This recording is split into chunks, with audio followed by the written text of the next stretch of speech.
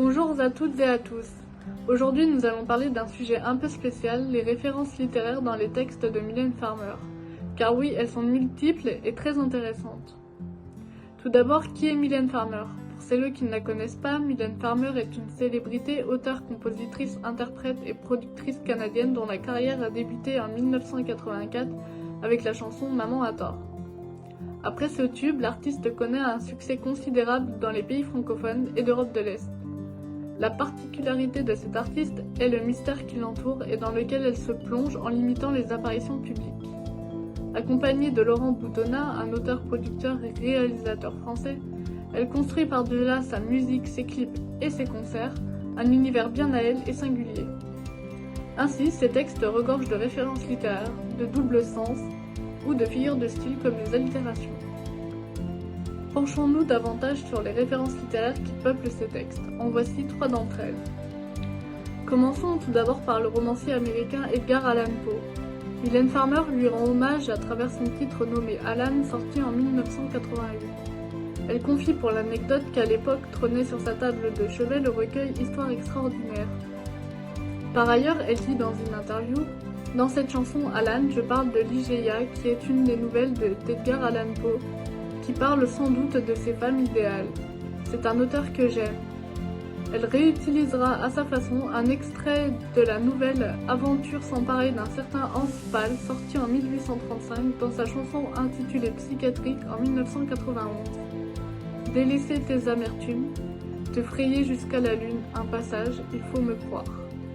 Enfin, notons la présence d'un corbeau sur la pochette de l'album intitulé L'autre, sorti en 1991, ainsi que sur l'affiche lors de l'annonce de sa tournée 2023 Nevermore. Quel rapport avec Poe, me direz-vous?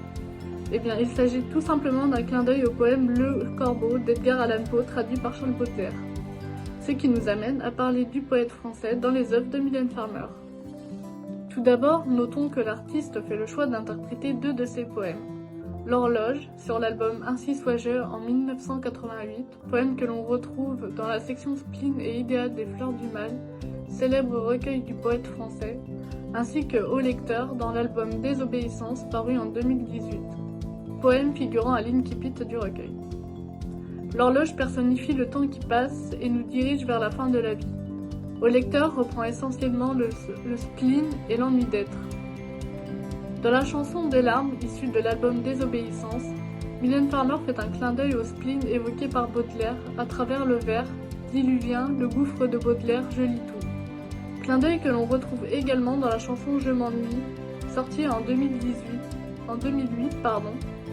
dans l'album Point de suture. Dans les vers, je m'ennuie, c'est le vide, déesse, détresse, le spleen s'éline à l'ennui d'être. Enfin, Mylène Farmer s'inspire d'Antoine de Saint-Exupéry, écrivain et aviateur français lyonnais. Tout d'abord, dans sa chanson Dessine-moi un mouton, elle reprend la phrase Dessine-moi un mouton dans son refrain issu du texte original. Le premier soir, je me suis donc endormie sur le sable à 1000 miles de toutes les terres habitées. J'étais plus isolée qu'un naufragé sur un radeau au milieu de l'océan. Alors vous imaginez ma surprise au lever du jour, quand une drôle de petite voix m'a réveillée. Elle disait « S'il te plaît, dessine-moi un mouton ». C'est la première fois que Mylène Farmer dessine un mouton, dessin qui sera repris dans le clip de la chanson C'est une belle journée quelques années plus tard. Le panel de références littéraires est si large dans ces textes qu'il serait beaucoup trop long pour les comptabiliser. Pour en savoir plus, vous pouvez les retrouver sur le site mylène.net ou dans le livre La philosophie sans contrefaçon de Mylène Farmer par Gwendal Fossois.